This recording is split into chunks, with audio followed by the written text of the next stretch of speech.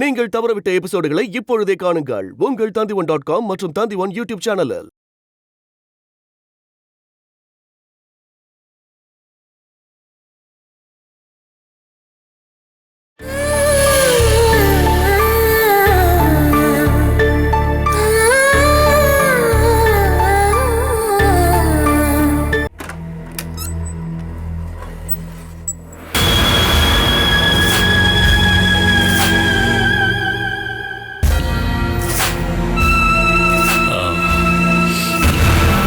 கொஞ்சம் வெளியில போகணும். ஒரு வாரத்துக்காவது ரெஸ்ட் எடுக்கணும் அப்படின்னு டாக்டர் சொன்னது என்கிட்ட கிடையாது.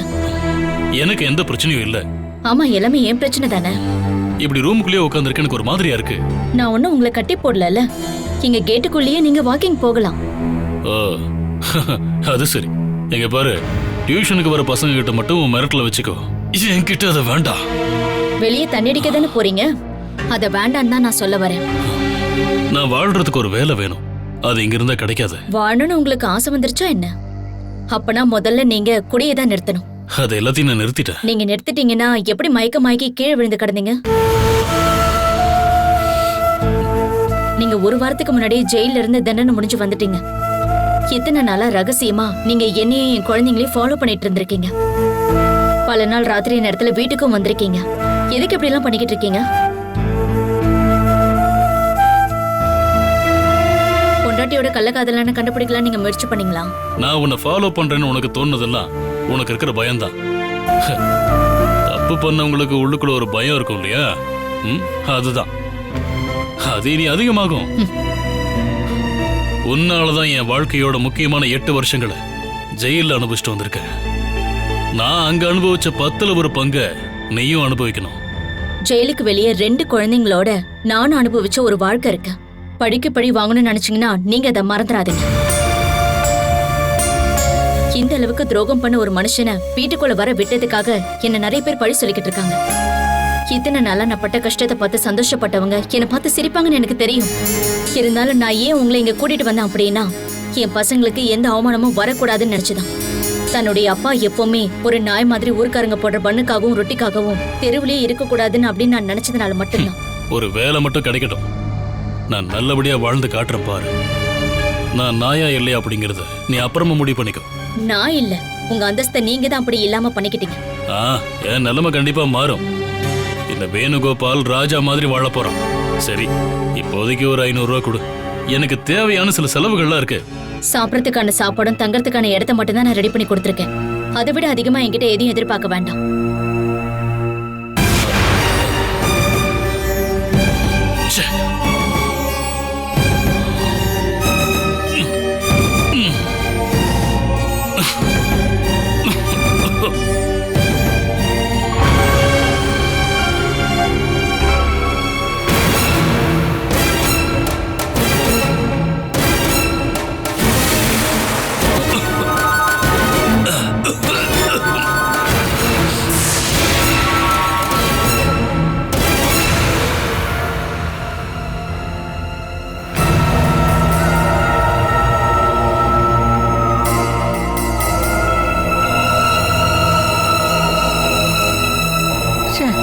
எவ்வளவு நேரமா டீக்காக வெயிட் பண்ணிட்டு இருக்கிறது? ஒரு டீக்காக எவ்வளவு நேரமா இங்க வெயிட் பண்ணிட்டு இருக்கிறது? ஏய், இது யாருக்குடி? இது மாமாக்கு. இங்க வச்சுட்டு போ, வேணும்னா அவர் இங்க வந்து குடிக்கட்டும். ஏய், கொண்டு போய் கொடுக்காதன்னு உங்ககிட்ட தானே சொல்லிட்டு இருக்கேன். அவரோட விஷயத்துல எனக்கு இல்லாத பொறுப்பெல்லாம் நீ ஒண்ணு காட்ட வேண்டாம். ஏண்டி, இந்த டீ மட்டும் தான் இருக்கா என்ன? சாப்பிடறதுக்கு எதுவும் இல்லையா? இந்த நேரத்துல இங்க டீ மட்டும் தானே ரெகுலரா குடிப்போம். அதை நீ தான் முடிவு எடுக்கணுமா? இங்க நடக்கிற விஷயத்த தான் நான் சொன்னேன். நான் இங்க இல்லாதப்போ நீங்க பண்ணிட்டு இருந்த சீர்திருத்தம் ஒண்ணும் வேண்டாம். நான் சொல்றபடி கேட்டா போதும். டீ இன்னும் ரெடி ஆகலையாமா? இங்க இருக்க பாருங்க. மருமக கையால கொடுத்தாதான் நீங்க குடிப்பீங்களா என்ன? யாரா இருந்தாலும் சரி, அது பச்சை தண்ணியா இருந்தாலும் பாசத்தோட கொடுத்தா அது ருசிக்கத்தான் செய்யும். இந்த வயசுல பாசம் கம்மியா இருக்கிறது தான் ரொம்ப ரொம்ப நல்லது. என்னடி இப்படி இருக்கு? மீன் கழுவுன தண்ணியில தான் நீ டீ போட்டியா என்ன? சூடும் இல்ல, சர்க்கரையும் இல்ல, அப்படியே உப்பு பட்ட மாதிரி இருக்கு. எடுத்துட்டு போடி. இந்த டீ ரொம்ப நல்லா தானே இருக்கு ஜெகதம்பா. இந்த டீயை குடிச்சு உங்களுக்கு வேணா பழக்கமா இருக்கலாம், ஆனா எனக்கு வேண்டாம். நான் வேற டீ போட்டு கொண்டு வரேன். வேண்டாம், இதுக்கப்புறம் நீ டீ போட வேண்டாம். ஏண்டி, மனசு சுத்தமா இருக்கணும், அப்பதான் சமைக்கிறது எல்லாமே நல்லா இருக்கும். ஜெகதம்பா, நீ யார பயமுறுத்திக்கிட்டு இருக்க? இந்த வீட்ல நீ மறுபடியும் அதிகாரம் பண்ண ஆரம்பிச்சிட்டேன்னு மத்தவங்க தெரிஞ்சுக்கிறதுக்காக இப்படி பண்றேன்னா, இங்க பாரு, இப்போ உனக்கு முன்னாடி இருக்கிற இந்த டீ கூட கிடைக்காம போயிடும்.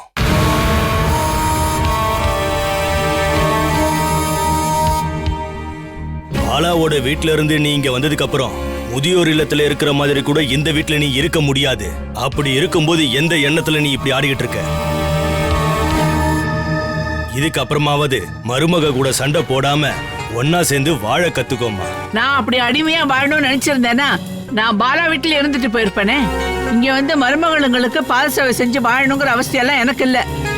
இவங்க எல்லாரும் என் காலுக்கு கீழே இருக்கணும். நான் இருக்க வைப்பேன். அதுக்காகத்தானே நான் திரும்ப வந்திருக்கேன். இதுக்கப்புறம் ஒரு இன்ச்சு கூட நான் விட்டு தர மாட்டேன்.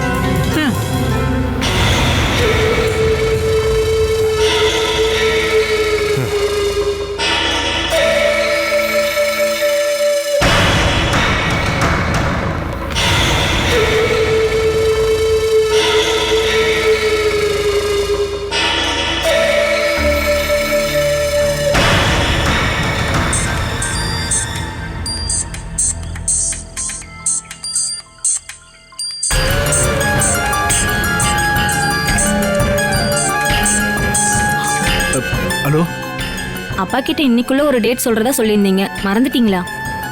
நான் மறக்கல. வெளியில போயிட்டு வரது கொஞ்சம் லேட் ஆயிடுச்சு. நான் காலையில கால் பண்ணலாம்னு நினைச்சேன்.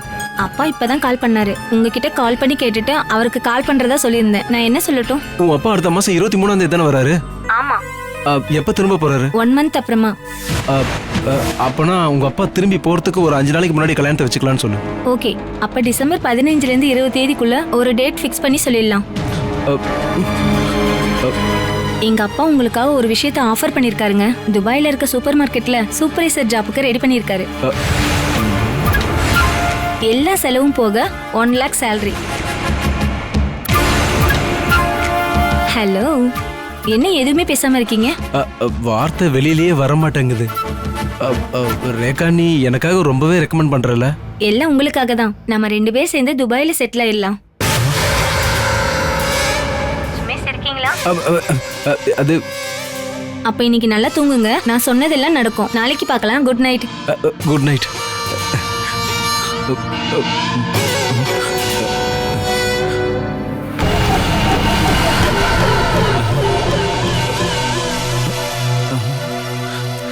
என்னங்க என்னங்க இங்க வந்து நின்னுட்டு இருக்கீங்க? ஒரு ஃபோன் வந்துச்சு. யார் கால் பண்ணா? என்னோட ஃப்ரெண்டு ராஜீவ் ஒரு வேலையை பத்தி சொல்ல தான் கால் பண்ணான். ராஜு துபாயில இருந்து நேற்று ராத்திரி தான் இங்க வந்தான். அந்த ஆளோட ஸ்பான்சரோட சூப்பர் மார்க்கெட்ல ஒரு மேனேஜர் வேலை இருக்கான். என்ன இங்க போக சொல்றான். துபாயில ஸ்டார்டிங் சேலரி எவ்வளவு தெரியுமா? என்னோட செலவுலாம் போக 1 லட்சம் ரூபா. 6 மாசத்துக்கு அப்புறம் அது 1.5 லட்சம் ரூபாய் ஆகும். நீங்க ஒன்னும் போக வேண்டாம். உன்னை இங்க தனியா விட்டு போறதுக்கு எனக்கு இஷ்டம் கிடையாதுதான். ஆனா நாம நம்ம சுகத்தையும் சந்தோஷத்தையும் மட்டும் பார்த்தா போதுமா? நான் சம்பாதிக்கிறது ரொம்ப ரொம்ப முக்கியம் இல்லையா? உன் ஃபேமிலி கொடுக்குற பணத்தில் தானே நம்ம வாழ்ந்துகிட்டு இருக்கோம். அந்த நிலைமையை நம்ம மாற்றணும்ல. என்ன, அதை மாற்றணும் தானே? உன் ஹஸ்பண்ட் என்ன வேலை பார்க்குறாருன்னு கேட்கும்போது கல்ஃபில் வேலை செய்கிறான்னு சொல்றது உனக்கு பெருமை தானே? பெருமைதான். ஆனா இந்த நிலைமையில நான் இருக்கும்போது என்னை விட்டு போலாமா நீங்க? இப்போ நான் போலன்னு வச்சுக்க, இந்த மாதிரி ஒரு சான்ஸ் கிடைக்கவே கிடைக்காது. உனக்கு ஓகேன்னா டிசம்பர் 15லேருந்து 20க்குள்ள கம்பெனி எம்டி பெங்களூர் வராரு. நான் அங்கே போய் அவரை பார்க்கணும். இது என் வாழ்க்கையில் கிடைச்ச மிகப்பெரிய ஒரு ஆஃபர். இங்கே பாரு, நீ ஓகே சொன்னா நான் தப்பிச்சிருவேன். நம்ம தப்பிச்சிடலாம். என் டெலிவரிக்கு அப்புறம் போலாம்ல நீங்க? அதெல்லாம் சொல்ல முடியாதுமா. ஒருவேளை உடனே கிளம்புற மாதிரி இருக்கும். இருந்தாலும் நம்ம ரெடியாக தான் இருக்கணும். நீ மட்டும் போக வேணான்னு சொன்னா நான் அந்த விஷயத்தை ட்ராப் பண்ணிடுவேன். உங்களுக்கு கிடைச்ச இந்த அற்புதமான வாய்ப்பை நான் தான் நாசம் பண்ணிட்டேன்னு நீங்க சொல்லி காட்டுவீங்கல்ல? ஏய், நான் அதை உடனே மறந்துடுவேன். மறக்க மாட்டீங்க. ஒரு நல்ல வேலை உங்களுக்காக வரும்போது நான் அதை வேண்டாம்னு சொல்றது சரியா இருக்குமா? உங்களை விட்டு பிரிஞ்சு இருக்க முடியாதுன்னு சொல்லிதான் உங்களை போக வேண்டான்ற. நீங்க போங்க, எனக்கு சம்மதம் தான். நீ மனசார சொல்ல மாட்டேன்ற. வேண்டாம், நான் போல போ. நான் மனசார தான் சொல்றேன். நீங்க போயிட்டு வாங்க. நம்ம குடும்பத்தையும் நல்லபடியா நடத்தணும் இல்லையா?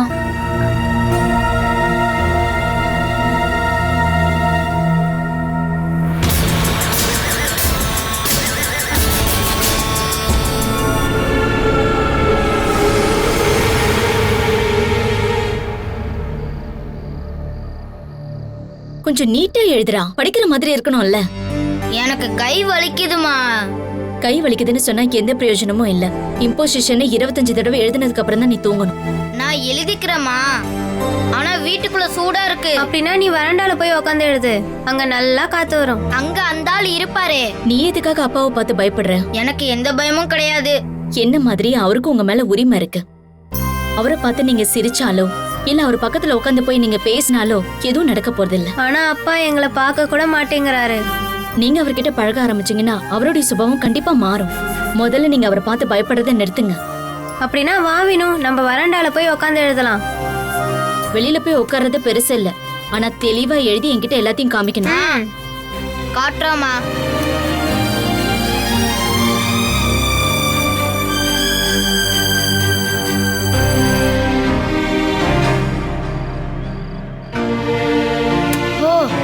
வெளியில வந்து உட்கார்ந்தாதான் கொஞ்சம் சுகமா இருக்கு. காத்து நல்லா வருதுல. இன்னும் காலிடு. இதுக்கப்புறம் தினமும் சாயங்காலம் நாம இங்க உட்கார்ந்தே நம்ம நல்லா படிக்கலாம். கொஞ்சம் தள்ளி உட்காரு.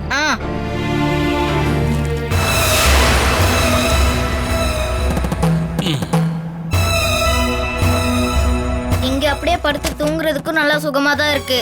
நீ இங்க படுக்கிறதுக்காக வந்த? எழுந்துச்சு உட்காந்து எழுதுறா. அக்கா, நம்ம டூருக்கு போனப்போ அம்மா கூட ஒரு பெரிய வீட்டுல தங்கணும்ல. அது வீடு இல்லடா, அதுக்கு பேர் ஹோட்டல்.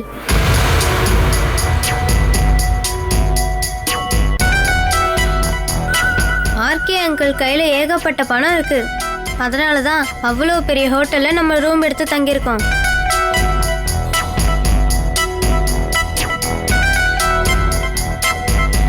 அன்னைக்கு நம்ம தங்கின ரூம்ல குளிர் ரொம்ப அதிகமா இருந்ததுல. அந்த ரூம்ல ஏசி இருந்துச்சுடா, அதனாலதான்.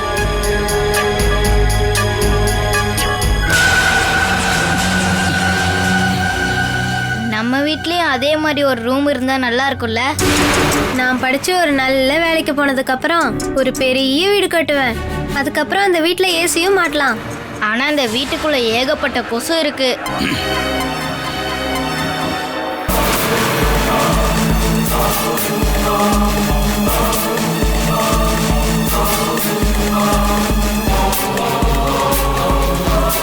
வாங்கக்கா, நம்ம இங்க இருந்து போயிடலாம்.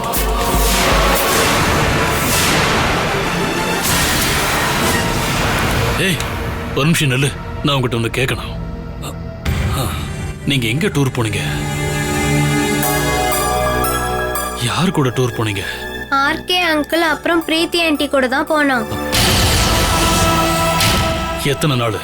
2 நாள் போயிருந்தோம். இந்த 2 நாளும் உங்க அம்மா உங்க கூட தான் இருந்தாளா இல்ல வேற ரூம்ல இருந்தாளா? கேட்டது காதுல விழலையா? எடி நில்லு.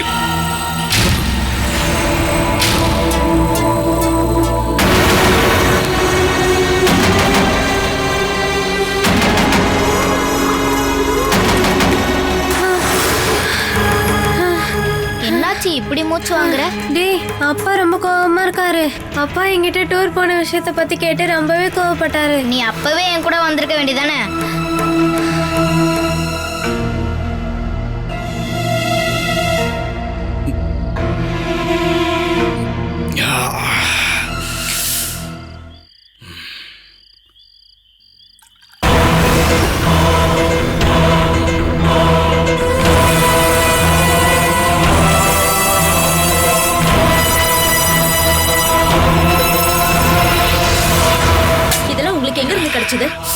தேவைப்படுறவனுக்கு எதுவா இருந்தாலும் எங்க இருந்தாலும் கிடைக்கும். இதுக்கப்புறம் குடிச்சா நீங்க செத்து போடுவீங்க. டாக்டர் உங்ககிட்ட சொன்னாரா இல்லையா?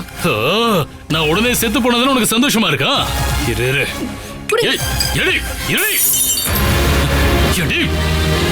உங்க வாழ்க்கைக்கான பொறுப்பு என்கிட்ட தான் இருக்கு. இனிமே இந்த வீட்ல இதெல்லாம் நடக்காது. வேற என்னடி இந்த வீட்ல நடக்குது?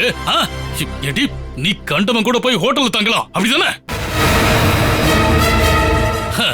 நேரம் காலம் பார்க்காம உனக்கு பிடிச்சவங்க எல்லாரையும் இங்க வர வைக்கலாம். அதுல எந்த பிரச்சனையும் இருக்காது. ஏன் மன நிம்மதிக்காக நான் கொஞ்சோண்டு குடிச்சா அது உனக்கு பிரச்சனையாடி?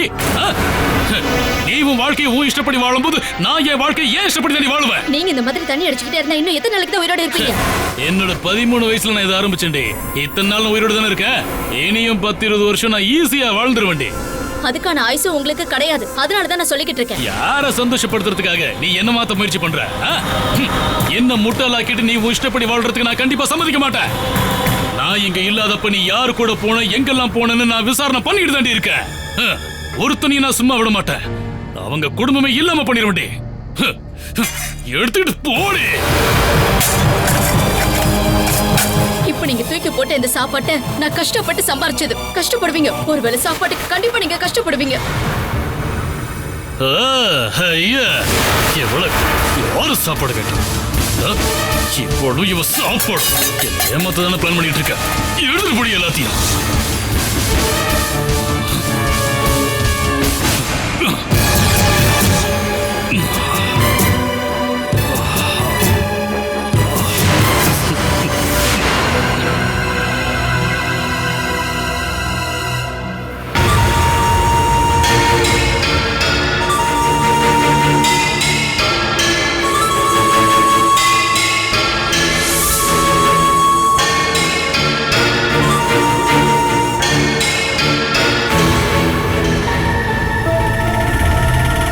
அங்கேதான்.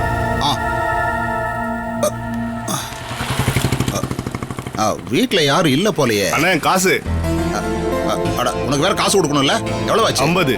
அடேங்கப்பா 50 ஆகி போச்சா? ஏப்பா கொஞ்சம் கம்மியா கேட்கலாம்ல? இதுவே கம்மி தானே. ஏப்பா பாக்கி கொடு. இந்தாங்க. வீட்டுல யாரும் இல்லையா?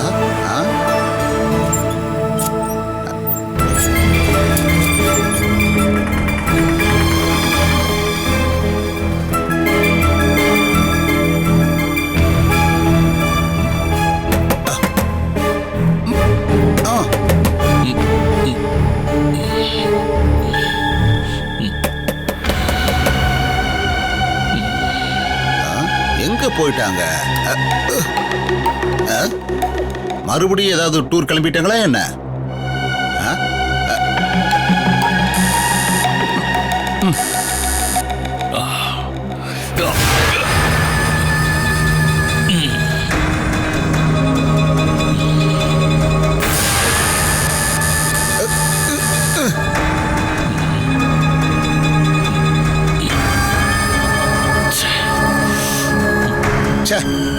வீட்டுல யாரையும் காணுமே. கையில் இருந்த காசை வேற ஆட்டோவுக்கு கொடுத்தாச்சு.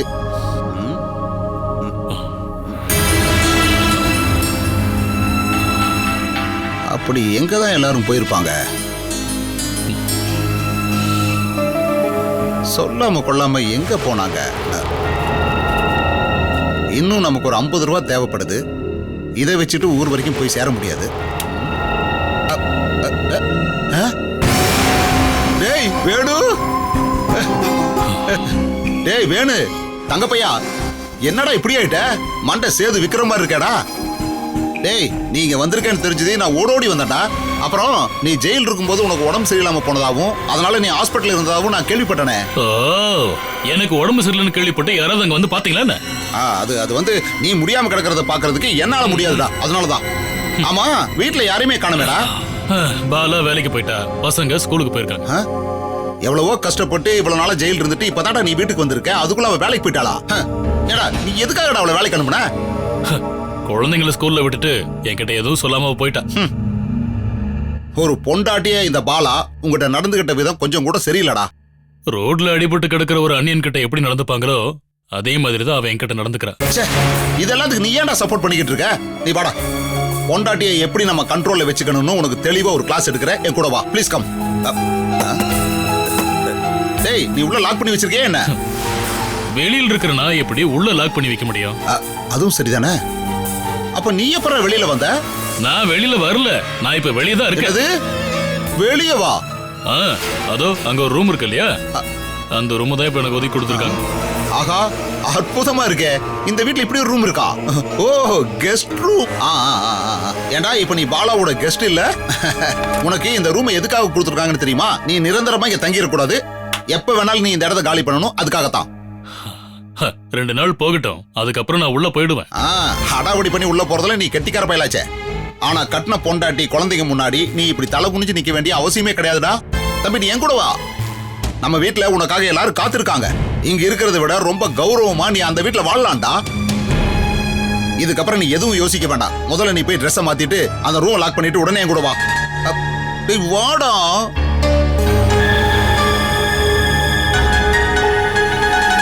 சைமன், திடீர்னு வந்து லீவ் வேணும்னு கேட்டா அது எப்படி சரியா இருக்கும்? அதுவும் 2 மாசத்துக்கு. ஒரு 2 வருஷமாவே இந்த வலியை நான் பொறுத்துட்டு இருக்கேன் சார்.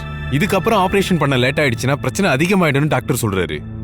இந்த ஆபரேஷனுக்கு 2 மாசம் ரெஸ்டா? நான் ஆரோக்கியமா இருக்கணும்னா ஆபரேஷன் முடிஞ்சதுக்கு அப்புறம் 2 மாசமாவது ரெஸ்ட் எடுக்கணும்னு டாக்டர் சொன்னாரு. சரி, ஒரு நல்ல ஆளை ரெடி பண்ணி கொடுத்துட்டு அப்புறமா போ. அப்படி ஒரு ஆள் இருக்காங்க. யாரு? இந்த ஆளா? இல்ல, அது சரியா இருக்காது. இல்ல, இவரு இல்ல, அவனை கூப்பிடுங்க. வாடா. இவன் தான் அந்த பையன், சுறுசுறுப்பா இருப்பான். இங்க வாப்பா. வா. இவனுக்கு வேற எங்கேயாவது 20 ரூபா சம்பளம் அதிகமா கொடுத்தா உடனே கிளம்பி போயிடுவான். அப்படி எங்கேயும் போக மாட்டான் சார், நான் கேரண்டி கொடுக்குறேன். இவனுடைய மாச சம்பளத்தை நானே நேர்ல வந்து உங்ககிட்ட வாங்கிக்கிறேன். அப்படி பண்ணா இவன் எங்கேயுமே போக மாட்டான், இங்கேயே தான் இருப்பான். மேடம் கிட்ட பேசி பர்மிஷன் வாங்கி கொடுங்க சார். அதை நீ டைரக்டா அவங்க கிட்டே சொல்லு, நானும் கூட வர்றேன். முதல்ல நீங்க பேசுங்க சார், அதுக்கப்புறம் நம்ம மேடம் ஒன்னா போய் பார்க்கலாம். மேடம் இப்ப பிஸியா இருக்காங்க, நீ இவங்களை கூட்டிக்கிட்டு மத்தியானத்துக்கு மேல வா. அதுக்குள்ள இவங்களை பத்தி நான் சொல்லி வைக்கிறேன். என்ன இருந்தாலும் உனக்கு பதிலா இன்னொரு ஆளை அப்பாயிண்ட் பண்ணி தானே ஆகணும். சரி போங்க.